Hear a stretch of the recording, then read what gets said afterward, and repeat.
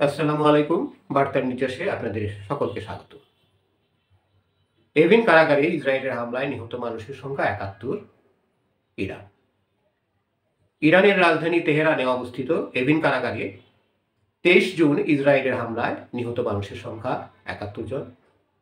গতকাল রোববার ইরানি বিচার বিভাগের মুখপাত্র আসগর জাহাঙ্গীর এই তথ্য জানিয়েছেন। সম্প্রতি ইরানের সঙ্গে সংঘাত চলাকালীন সময়ের একেবারে শেষ ভাগে এসে তেহরানের এভিন কারাগারে হামলা চালায় ইসরায়েল। এই কুখ্যাত কারাগারে ইরানের রাজনৈতিক বন্দীদের রাখা হয়ে থাকে। বিশ্লেষকরা বলছেন, এ কারাগারে হামলা চালানোর মাধ্যমে ইসরায়েল দেখাতে চেয়েছে যে শুধু সামরিক বা পারমাণবিক স্থাপনা নয়, বরং ইরানি শাসন ব্যবস্থার চিহ্নগুলোকেও হামলার নিশানা করা হবে। ইরানের বিচার বিভাগের সংবাদ মাধ্যম মিজানে প্রকাশিত এক বক্তব্যে জাহাঙ্গীর বলেন, এভিন কারাগারে হামলায় ৭১ জন নিহত হয়েছেন।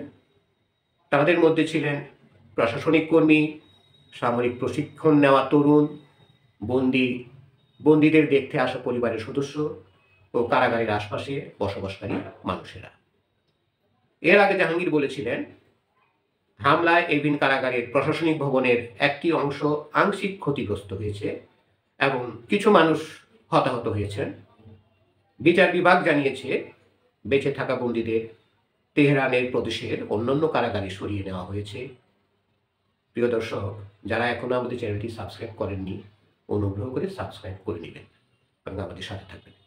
এভিন কারাগারের কয়েকজন বিদেশি নাগরিক বন্দী আছেন এবং এর মধ্যে 2 ফরাসি নাগরিকও আছেন। হামলার পর ফ্রান্সের পররাষ্ট্রমন্ত্রী জো নোয়েল বাহো সামাজিক যোগাযোগ মাধ্যম এক্সকে দেওয়া এক পোস্টে বলেন, তেহরানের এভিন কারাগারের হামলায় ঘটনাটি আমাদের নাগরিক সেসিল কোহলা ও জ্যাক্স পেরিসকে ঝুঁকিতে ফেলেছে। এটা অত্যন্ত দুঃখজনক এবং এটা মেনে নেওয়া যায় না। ধন্যবাদ সকলকে। আবারও সামনে দেখা হবে।